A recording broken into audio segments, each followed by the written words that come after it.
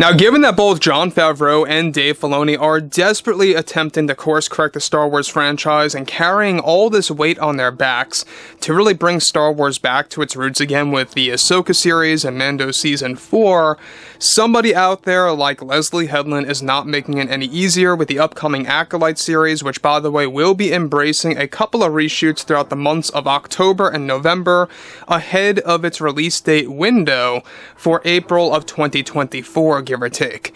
This is Mike Zero. Subscribe if you're new and like this video to see future updates. I'm also on Twitter at Mike01. I thank you all so very much for the great and kind support, and let's get right into exactly what's going on here with the ACOLYTE. Now, we've been talking about this for well over a year now, that the ACOLYTE is going to be a fan's worst nightmare. And this is not just to be pessimistic or negative. This is truly going to be something that is going to go against the fans, going against George Lucas's philosophy of Star Wars. If you are a true and diehard fan, you know exactly what Lucas's philosophy is all about.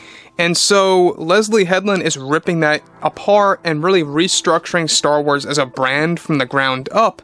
And mind you, this is somebody that claims to be an expanded universe fan, and let's not forget that, well, this so-called expanded universe fan is not even making an expanded universe series, so let that just sink in as well. So, moving to the next big thing here, what's even all the more concerning is exactly what she's doing with the ACOLYTE and how it is going to be a true inspiration of The Last Jedi. Let's discuss. Now, with the ACOLYTE still in the works and looking for a 2024 release date window of April, creator Leslye Headland is gearing up for reshoots by this fall. A big part of the reshoots that are planned that will add more to the final episode of the ACOLYTE show is set to add in yet another addition that will leave fans disturbed about whether or not she has creative limits. It's described that the reshoots Leslye Headland is planning is set to bring fans back to the world of Ahsoka, as seen in The Last Jedi, where she is planning to literally change the origin of the first Jedi before James Mangold gets his hands on his Star Wars movie. Now, this is described to be the story of the Prime Jedi that Leslye Headland is planning to set up in her series that she will be adapting from Rian Johnson's vision in his Star Wars film. However, what's wrong here is that Leslye Headland is preparing to make the origin of the first Jedi, aka the Prime Jedi, quite shockingly an evil figure, and that the original intentions of the Jedi Order were not for good, but for controlling the entire galaxy through the power of the Force. Since the show, or should I say since James Mangold's movie, will focus on the birth of the Force, the Jedi books will be rediscovered in the ACOLYTE, showcasing the true origin of that story. Leslye is set to bring fans back to the sacred Jedi texts that will now be diving into further detail to rewrite the Jedi Code as it stood in ancient times. The creative choice was reportedly put forward to James Mangold, and surprisingly, even Mangold hates this story pitch for the origin of the first Jedi. So guys, let me pause here quick. Now, before I get to the next big batch about this, about what makes it even all the more disturbing about what Leslye Headland is trying to do. Alright, now look, I can understand maybe some people are gonna be like, well, Mike, there were no, First Jedi stories in canon. I get that. But if you go back in Legends, they did sprinkle information on what the First Jedi was, who he was all about, and exactly his story and his backstory, etc. And so what Leslye is doing here is that she's taking an opportunity where there's nothing written, there's no source material, at least within the canon itself, and really just changing the origin of the Jedi as being very evil-spirited and having evil roots to it all. Now, some fans may think, oh, that's a fantastic idea, and look, hey, I mean, we all have our opinions, but I just think it's a horrible idea, and I think a lot of you out there will agree with me on this. The fact that not only A, she's bringing us back to Ahsoka, and B, she is going to be literally adapting Rian Johnson's treatment of the Jedi, the sacred Jedi texts, stuff like that. And though that could have been cool and handled very effectively if you had the right writer on board of the ACOLYTE, in this scenario, it looks just like Leslye Headland is using it as a way to do whatever in the world she wants to do with the origins of the Jedi and the birth of the Force, which, by the way, is what James Mangold's movie is going to be all about. The Dawn of the Jedi film is going to be about two things: the first Jedi and the birth of the Force. We're talking about when the Force just started in the galaxy. Anyways, moving forwards, this is where things get quite more worrisome about what she's about to do and how much damage is going to happen because of this to the Star Wars lore of what George Lucas created.